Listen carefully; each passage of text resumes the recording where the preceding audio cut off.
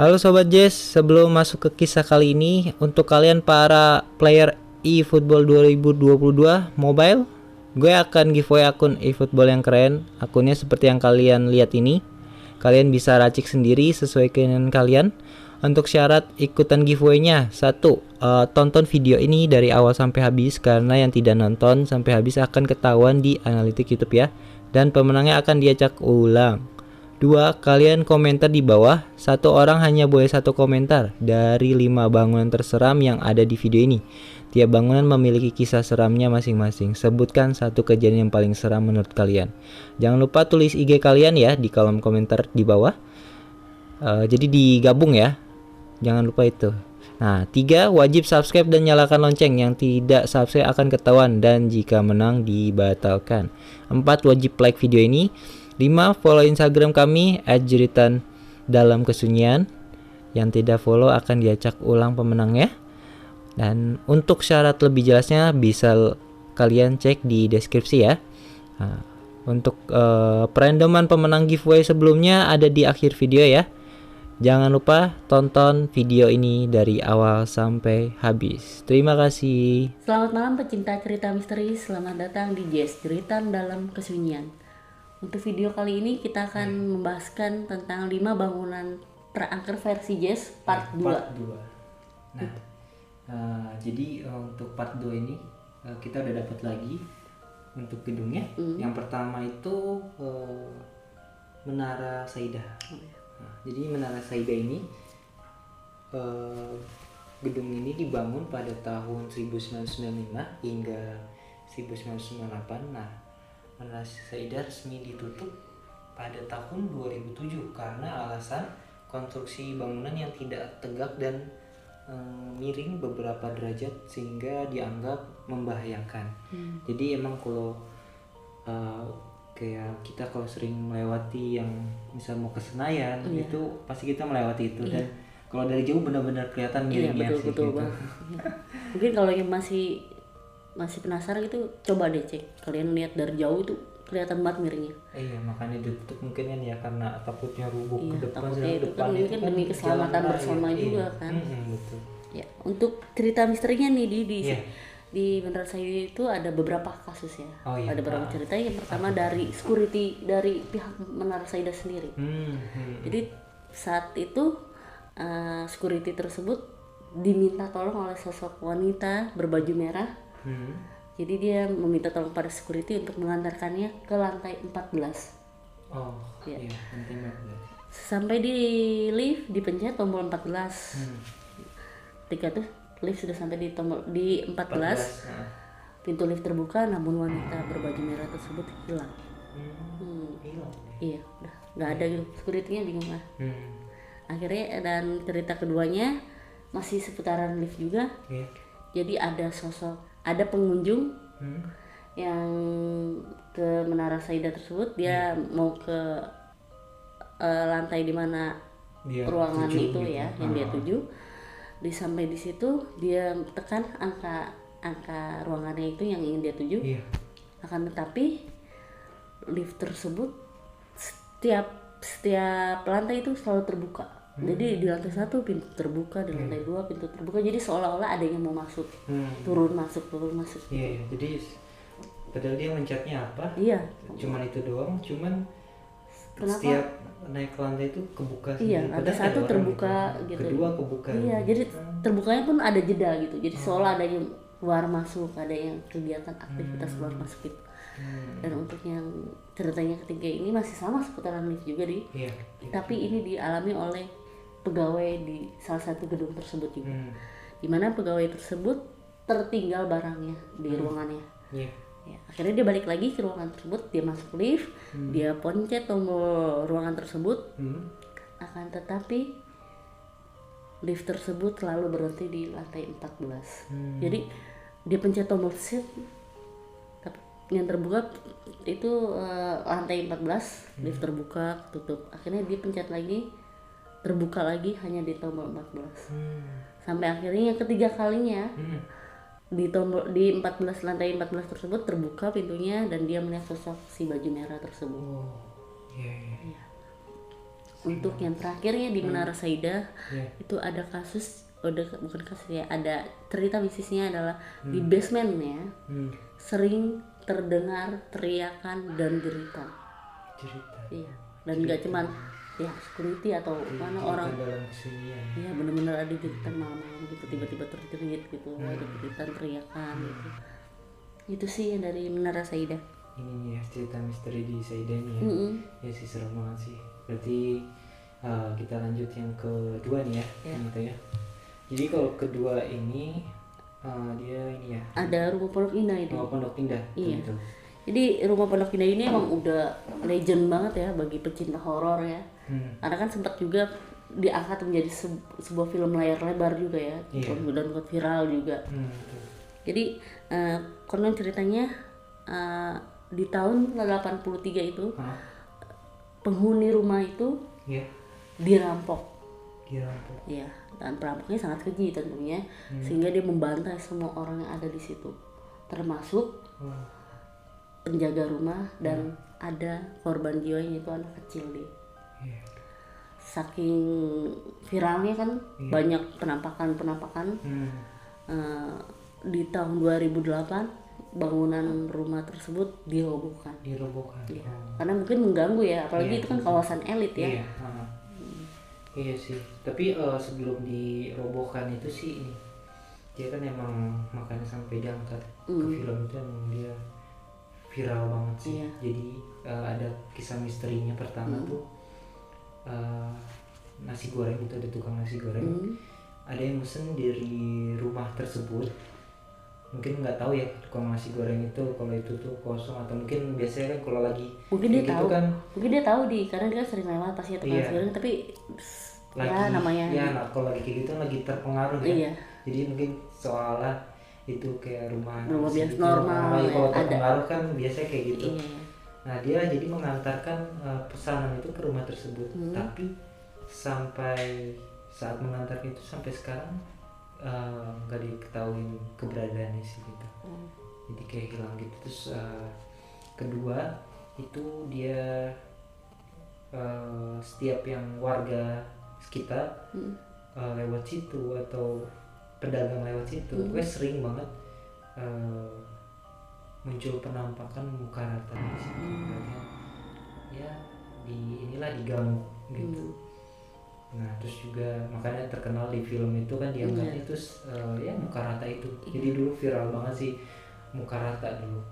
Gitu. Jadi gini, karena rumah tersebut juga bekas pembunuhan ya. Sebenarnya sih sosok lain selain si muka rata sebenarnya banyak ya. Gitu. Tapi yang lebih sering mengganggu masyarakat warga adalah sosok si muka rata itu. Dia lebih eksis mau mengunjukin nih ada. Ya udah akhirnya itu kan dirobohkan ya 2008. Kalau filmnya sih kalau nggak salah 2006 sih kalau saya ingat. Aku cuma nggak tahu ya, ntar mungkin kalian ada yang masih ingat. Soalnya itu masih zaman ini banget sih, kecil. Teman aku ingat banget kecil, tapi itu lagi viral banget sih. Emang lagi viral banget itu saat itu. Jadi dari yang Pondok Indah paling itu ya kisah misterinya. Nah, untuk yang ketiga ini ada panti jompo terbengkalai di Bogor nih. Oh di Bogor ya, ini viral banget sih. Adi ingat kan? Jadi panti jompo ini sudah terbengkalai kurang lebih 10 tahun deh. Sehingga kan namanya panti jompo itu kan betul. Orang tua semua ya yang sudah rentan gitu. Dan sehingga banyak yang meninggal di sana gitu. Betul. Jadi kesan mistiknya itu dapat banget nih, apalagi udah banyak yang meninggal, orang lansia, dan dia itu terbengkalai 10 tahunan. Yang terbengkalai 1 tahun aja udah banyak penghuninya, apalagi yang ini 10 tahun kan ya dia. Iya, soalnya emang viral banget sih. Saking viralnya itu banyak YouTuber gitu pada penelusuran di sana. Gitu. Kayak yang terkenal itu Bucin TV. Kan emang dia terkenalnya itu kursi roda yang bisa berpindah sendiri gitu kan. Nah akhirnya dia datang ke sana sendiri kan. Emang dia tuh selalu sendiri kalau buat jadi solo ya dia. Selalu nggak kayak kita kan bertim ya kan. Iya karena dia takut. Karena kita tuh penakut tapi bikin konten horor. Nah itu jangan buka ya. Nah itu cukup kita aja. Nah lalu di situ dia penelusuran. Di saat pertama itu emang langsung ada kursi roda itu, tapi dia belum ada kenapa-kenapa. Masih normal kursi rodanya ya? Masih normal. Oke, dia keluar dari ruangan itu, cuman dari awal itu dia udah aneh sih. Jadi kita sebenarnya sambil nge-review ini ya, nge-review YouTube-nya Bucin TV. Saya emang serem banget sih itu, tapi dari situ udah banyak keanehan kayak misalnya pintu yang awalnya kebuka nggak ditutup tapi tiba-tiba ketutup sendiri, jadi dia harus membuka lagi pas saat mau keluar itu. Terus dia ke ruangan lain terus itu dia udah mulai ada penampakan kayak si buku kelihatan rambutnya terus ngilang lagi biasa ya. Mau kenalan doang itu. Nah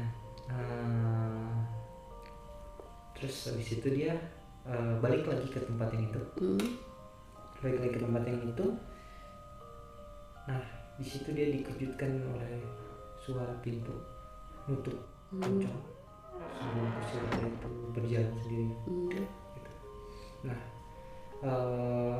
abis itu tiba-tiba kursi roda itu dia berputar balik, jadi dia madepnya itu awalnya ke sana, dia tiba-tiba berputar balik ke sini ke arah si Bucin TV itu. Dan tiba-tiba ada bonekanya, padahal ada boneka tadi sebelumnya nggak ada ya. Iya, awalnya gitu.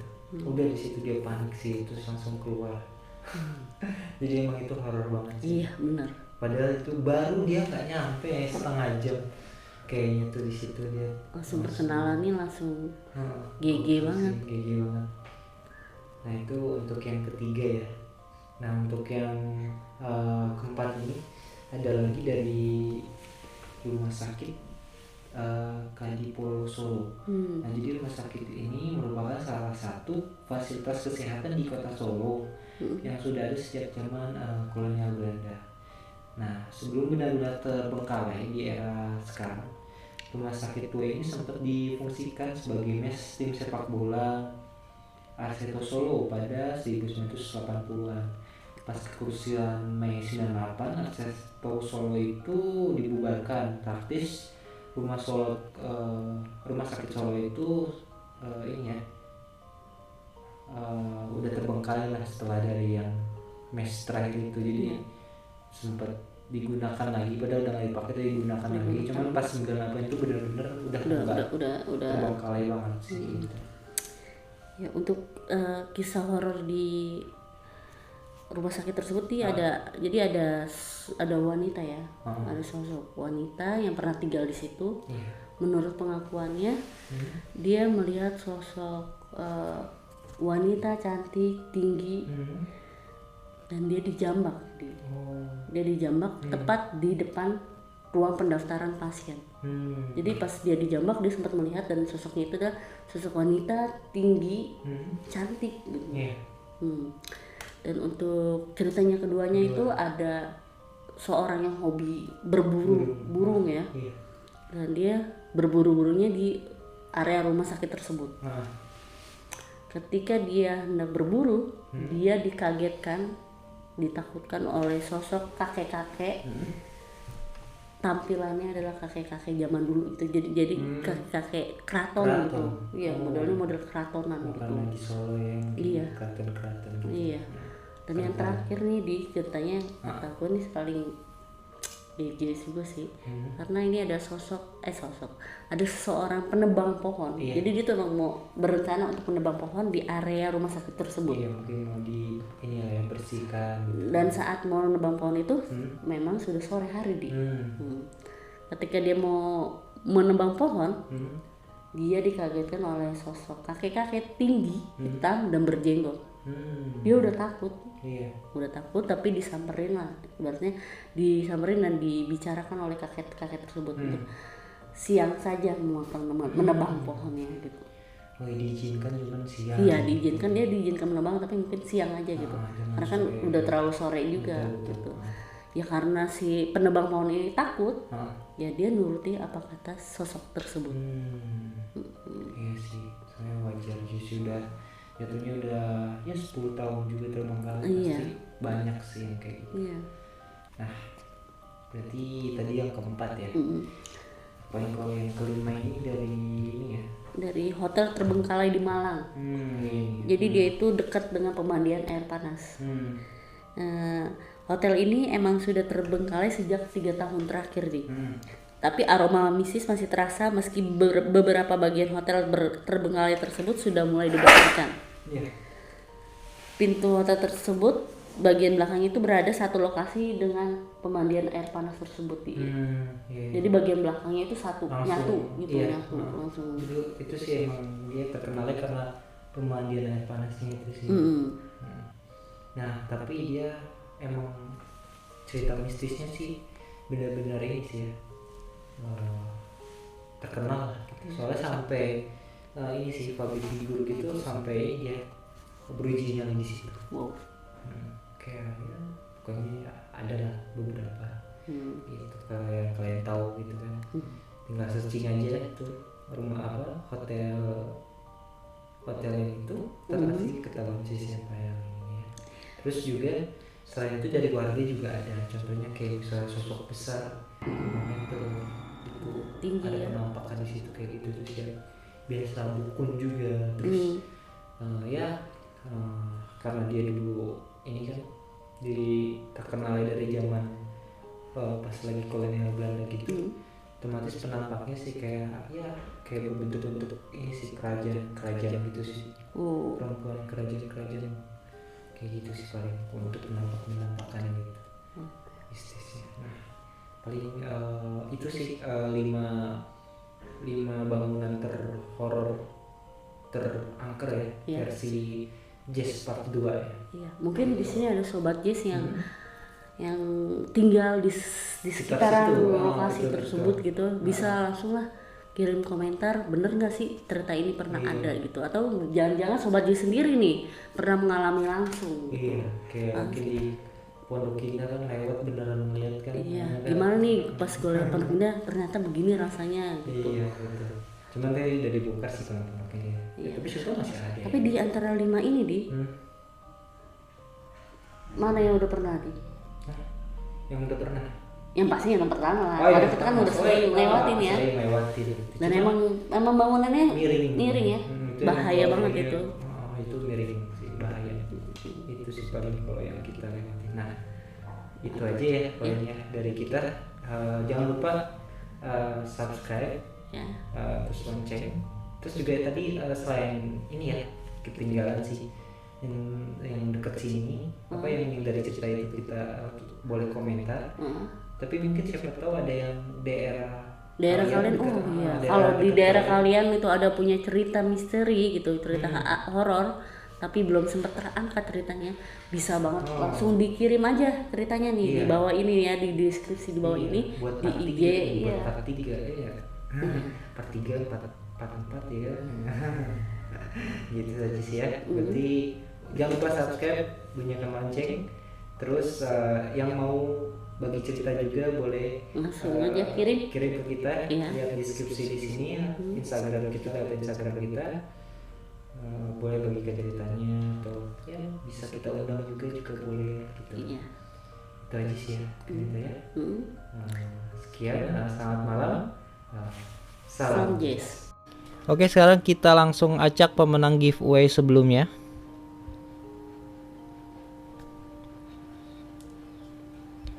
Rio Saputra. Oke, selamat kepada Rio Saputra. Jangan lupa kalian ikuti giveaway terbaru di video ini ya.